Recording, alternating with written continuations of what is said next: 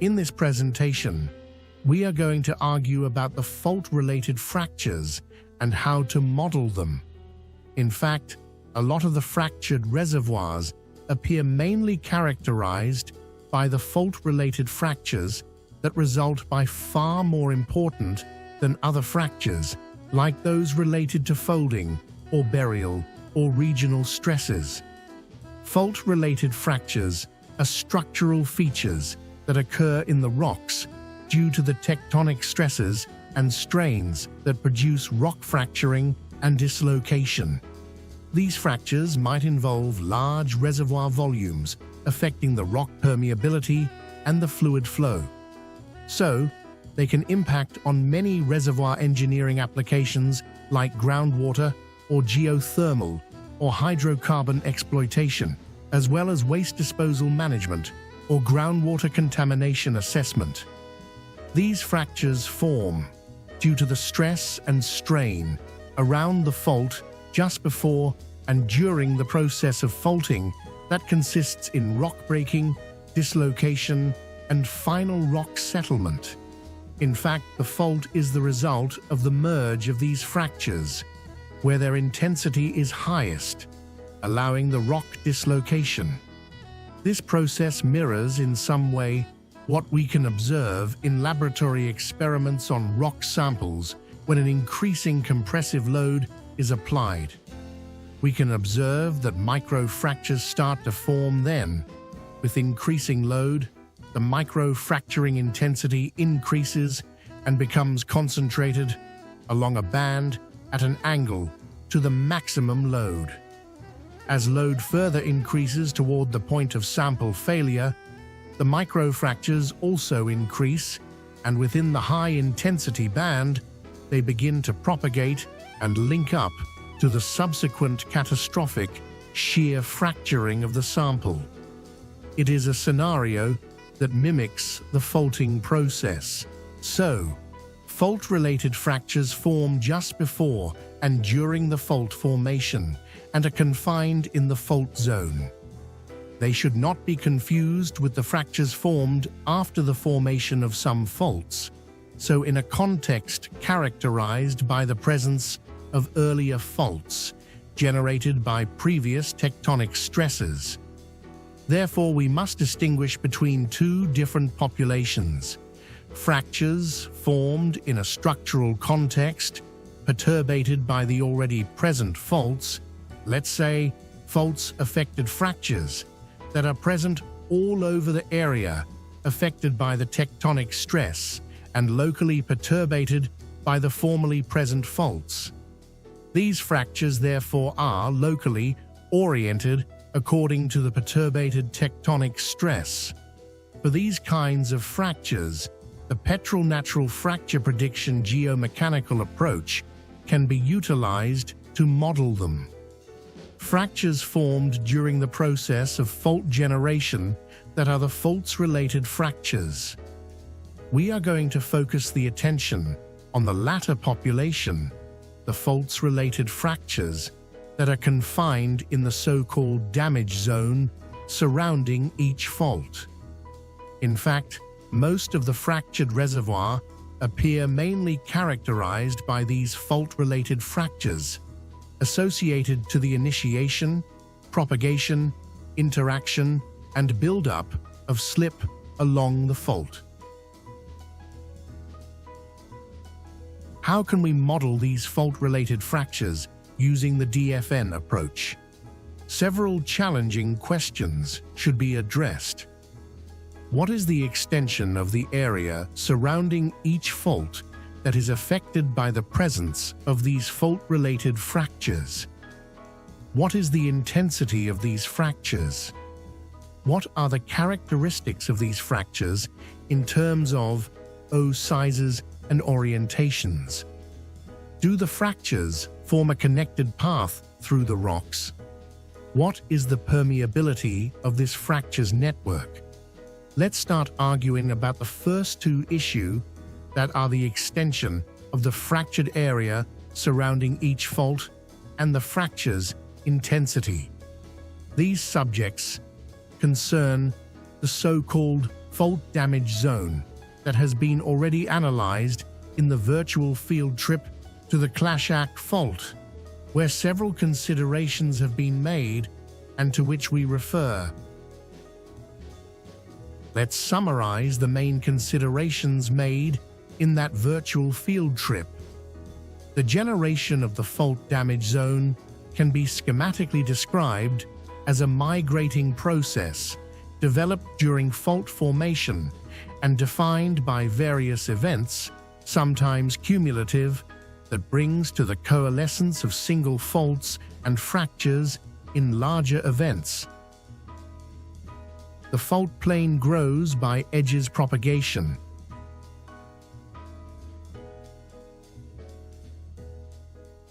The fault displacement increases in parallel with the width of the fault damage zone and scales with fault displacement. The fracture's intensity decreases, moving away from the fault plane.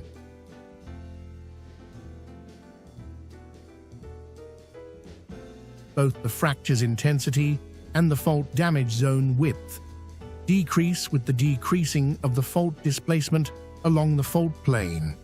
Fracture's intensity of the damage zone has, generally, an exponential decrease with distance from the fault plane. The steepness of the exponential decrease scales with the fault displacement. That means that large fault displacements have slow exponential decrease, while small fault displacements have fast exponential decrease. All faults appear to have a maximum fracture intensity at the fault plane/core that is independent of displacement and fault length. It is linked to the mechanical properties of the rock defined by lithology, lithification stage, diagenetic history, and burial depth at the time of that specific tectonic event. Therefore, in the same rock and in the same reservoir, different sets of faults related to different tectonic events developed in different geological times can have different maximum fracture intensities and damage zone extension and characteristics. So, let's try to summarize the fault damage zone characteristics with this sketch. We have the fault plane growing by edges propagation, the background fracture's intensity quite low, far from the fault outside the fault damage zone, where no displacement occurs. The fault displacement gradually increasing from zero at the edge of the fault plane to a maximum at about the center of the fault plane. The fault damage zone width, defined by the intersection of the fracture's intensity, decreasing trends with the background fracture's intensity that scales along the fault plane with the fault displacement. The maximum fracture's intensity at the fault plane. The fracture's intensity decrease, moving away from the fault plane. The perpendicular distance to the fault plane. According to several papers, the plot well data fractures intensity versus distance to fault plane shows the fracture's intensity decline scaling exponentially with the distance starting from the maximum fracture's intensity value at the fault plane to the lower value of the background fracture's intensity, and following different steepness in relations to the fault displacement along the fault plane. Analyzing well data related to different fault displacements, a second plot, fracture's intensity, declines steepness versus fault displacement can be inferred.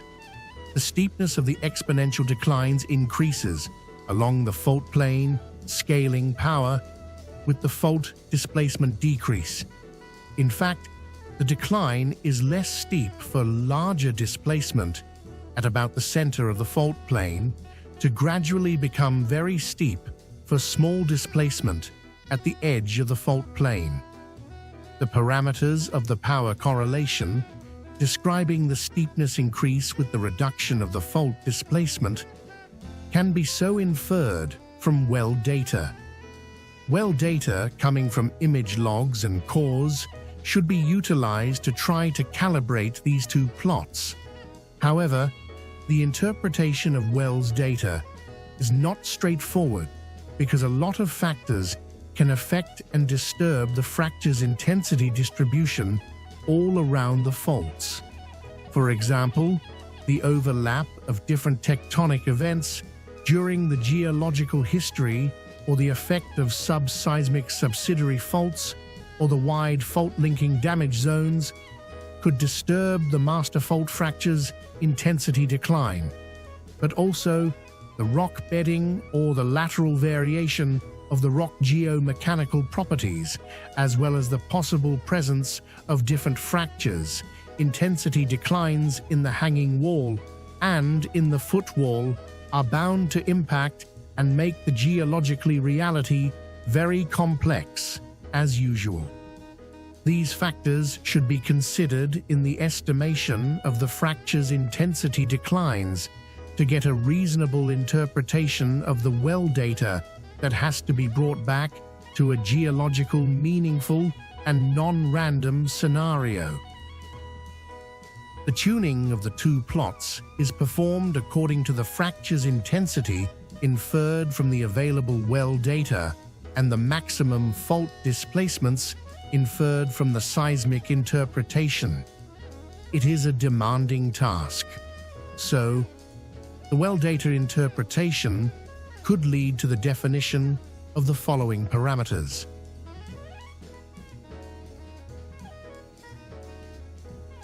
The maximum fracture's intensity at the fault plane, the fracture's intensity, decreasing trend moving away from the fault plane related to the maximum displacement. The recognition of anomalous data related to subseismic subsidiary faults and or wide-linking damage zones. The background fracture's intensity far from the fault outside the fault damage zone where no displacement occurs. The fault damage zone width where the fracture's intensity, decreasing trend related to the displacement intersects the background fracture's intensity. The fracture's intensity, decreasing trends that scale along the fault plane with the fault displacement's reduction. All these data in relation with the estimated fault displacement along each fault plane and the perpendicular distance from the fault plane of each fault allows the definition of the two equations that describe the fracture's intensity all around each fault.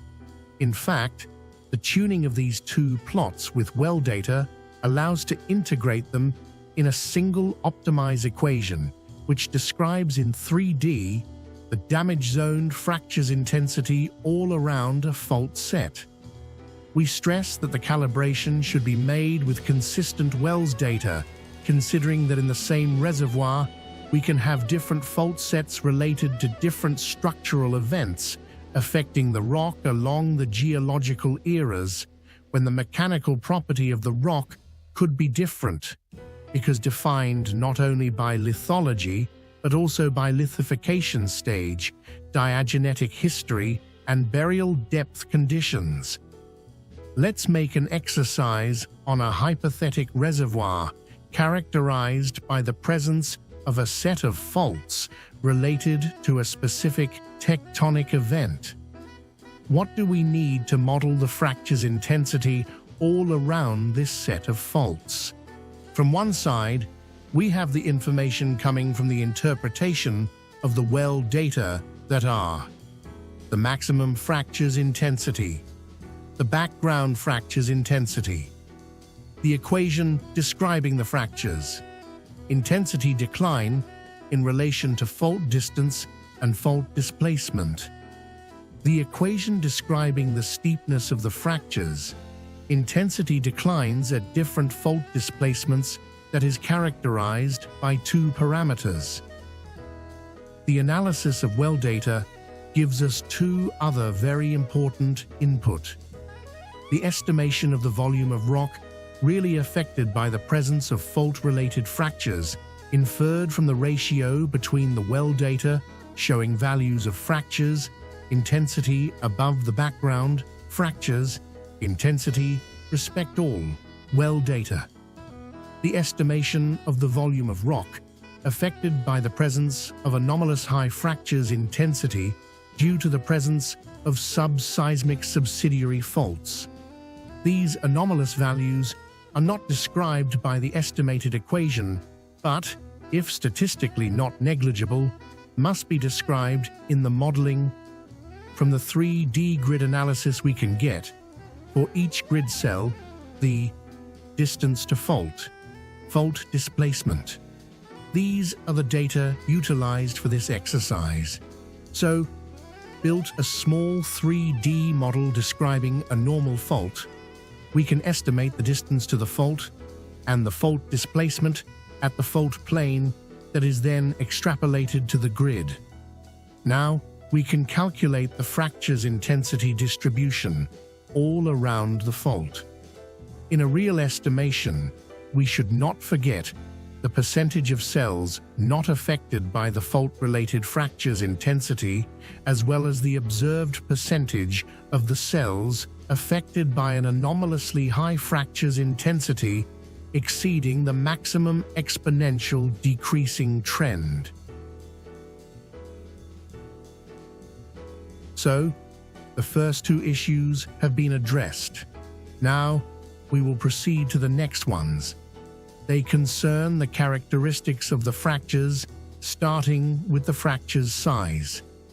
We must remark that the estimated fracture's intensities mirror the characteristics of the collected well data that rely on image logs and cores. In fact, they consist in values describing the number of fractures by length, a parameter that neglects the size of the fractures that could largely vary inside the damage zone area. Unfortunately, on the image logs and cores, the sizes of the observed fractures represent an unknown parameter because they exceed the borehole. In fact, what we observe on the image logs or on the cores is the fracture's trace lengths intersecting the borehole. These fractures traces could be related to a very wide spectrum of fracture sizes, from a small event included inside the borehole to a huge fracture extending laterally outside the borehole for hundreds of meters and just touching the borehole edge. Very demanding is also the question, what about the fracture's elongation ratio? Fractures in bedded sedimentary rocks are typically much longer than their height because the vertical propagation of fractures is affected by the mechanical change at the bed boundaries. On the other hand, in massive rocks, the elongation ratio can be less severe. Unfortunately, no data about the fracture's size can be really collected in the drilled wells. So, despite the fracture's size is a very important parameter, strongly impacting on the fracture's network connectivity, no real information is available. Therefore, any DFN must be built making some common sense assumptions about the fracture's sizes, based on analogs, outcrops, or geological considerations.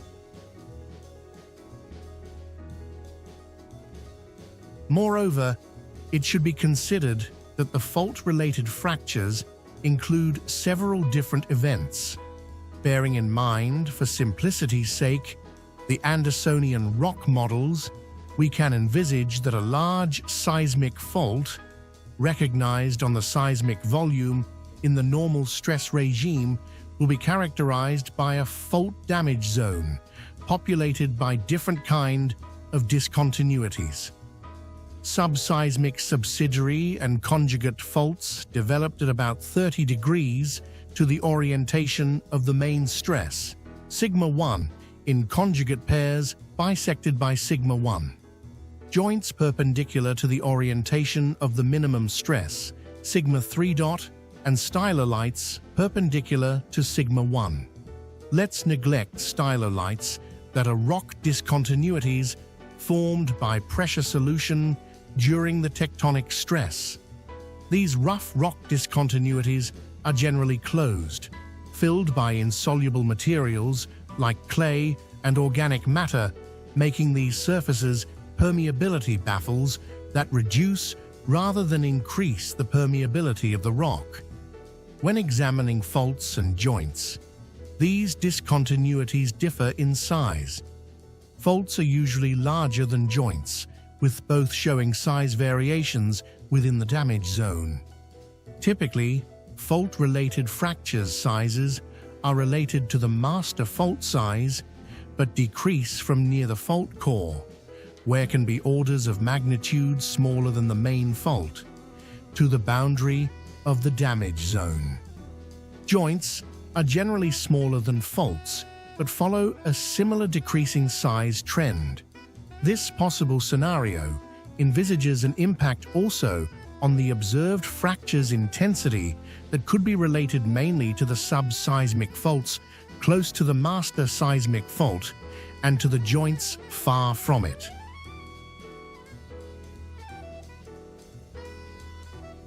Also can be envisaged a power law distribution of the fracture's sizes characterized by few large subseismic faults close to the master seismic fault plane and an increasing number of smaller joints far from the master fault plane. This decreasing trend of the fracture sizes adds on top of the exponential decreasing trend related to the fracture's intensity, so reducing the fracture's network connectivity, moving away from the master seismic fault plane. However, relating the fracture's size to the relevant master fault dimension, the DFN building should be made fault by fault. What are the characteristics of these fractures in terms of orientations, dip and dip azimuth? Reliable data of fractures orientations can be collected in the drilled wells with the image logs and cores. However, in case of shortage of data, the Andersonian rock stress model can be utilized according to the structural interpretation: normal stress regime, reverse stress regime, strike slip regime. They could be utilized to integrate the available well data with the expected joints or subseismic subsidiary and conjugate faults. The next issue to be faced is the connectivity. Do the fractures form a connected path through the rocks in the damage zone? The estimated parameters utilized for the DFN simulation are the following: fractures intensity, fractures orientation, fractures size. All these estimated parameters have a high level of uncertainty that affects the connectivity of the fractures network. However, the estimated fractures size is by far the most uncertain parameter because no data are available and it is just the result of a guess.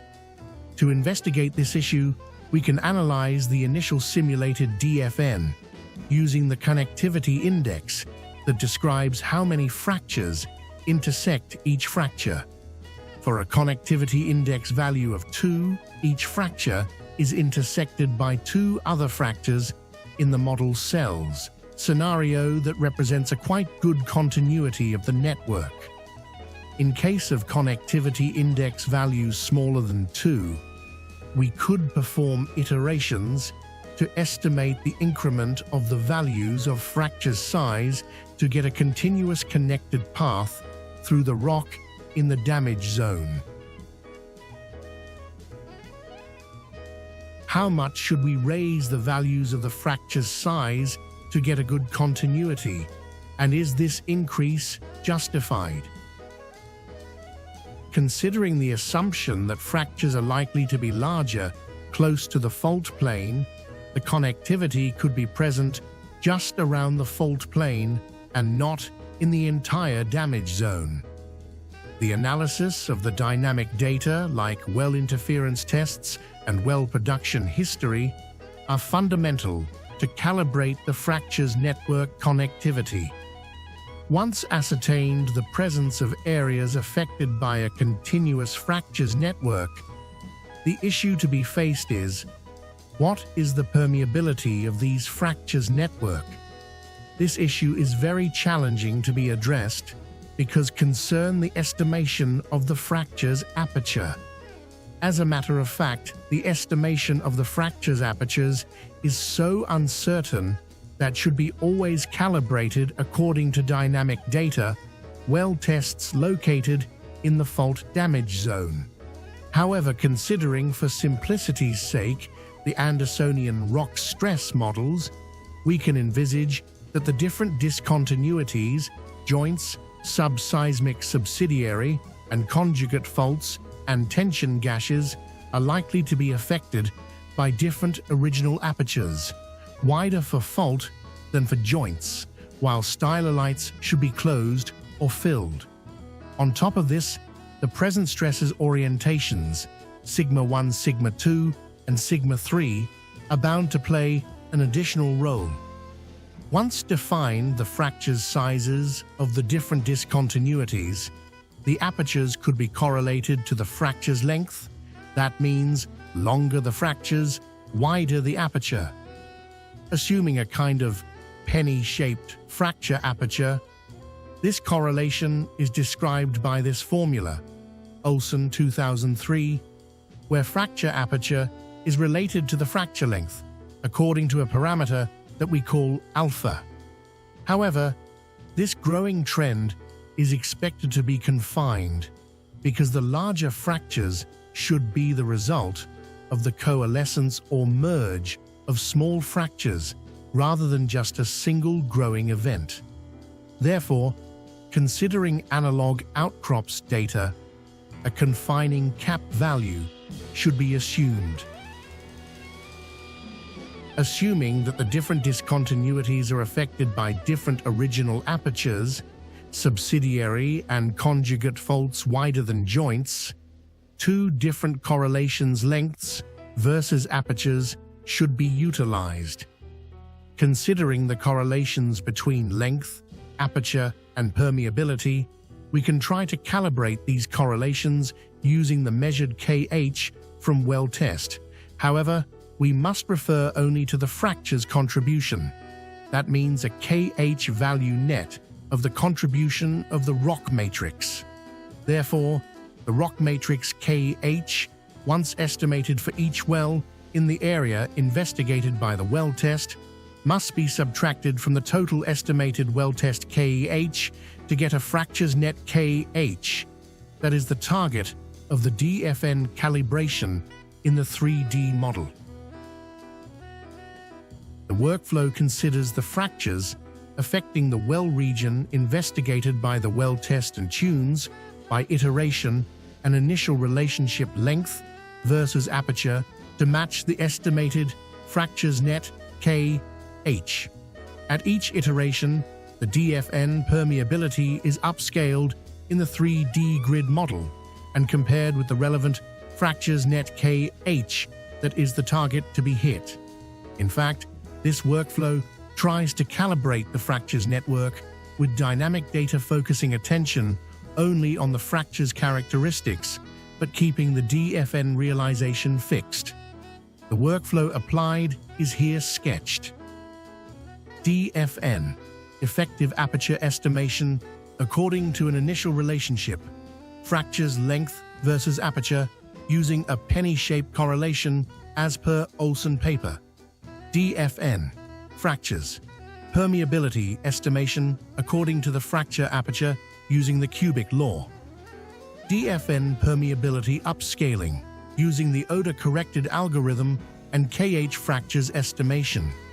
Comparison between the initial estimated fractures net KH, that represents our target, with KH fractures coming from the upscaling of the DFN permeability. Matching of fractures net KH by revising the initial relationship between fractures length and effective fractures aperture, tuning the parameter alpha. An additional issue to be considered is the impact on the fracture's aperture and permeability of the current stress orientation. Fractures parallel to the maximum horizontal stress are bound to be affected by a larger aperture respect to the fractures perpendicular to the maximum stress. To consider the impact of the present maximum stress orientation, a variation of the relationship length versus aperture is considered in relation to the fracture strike. A gradual reduction is considered according to the increasing angle between the maximum stress and the fracture strike using a tuned function related to the cosine of the angle. The maximum reduction at perpendicular condition must be estimated. This reduction generally is assumed between 0%, that means no reduction with isotropic stress, up to 100% of the maximum length versus aperture correlation, that means that fractures perpendicular to the maximum horizontal stress are closed. In this specific case, for example, a 60% aperture reduction has been assumed. Therefore, in the iterative workflow illustrated in the former slides, the length versus aperture correlation is substitutes by a kind of cloud, where the lowest length versus aperture relationship is assigned to the fractures oriented perpendicular to the maximum horizontal stress with a gradual increment of the correlation length versus aperture in relation to the reduction of the angle. Two different clouds, one for faults and one for joints, should be utilized. Considering that the analysis is performed for fractures related to a specific seismic fault set, characterized by a well-defined fracture strike, the range of reduction of the aperture to be applied in relation to the current stresses is bound to be quite narrow. Therefore, to take into consideration the impact of the current stresses orientation, the iterative workflow formerly illustrated replaces the length versus aperture correlation with a kind of clouds that mirrors the increasing angle between the maximum horizontal stress and the fracture's strike. An initial cloud is tuned, and by an iterative process the target, represented by the estimated fractures net KH, is reached. So, all the questions have been argued. Here you can find a short list of papers to refer to if you are interested in investigating more in depth the subject. So long.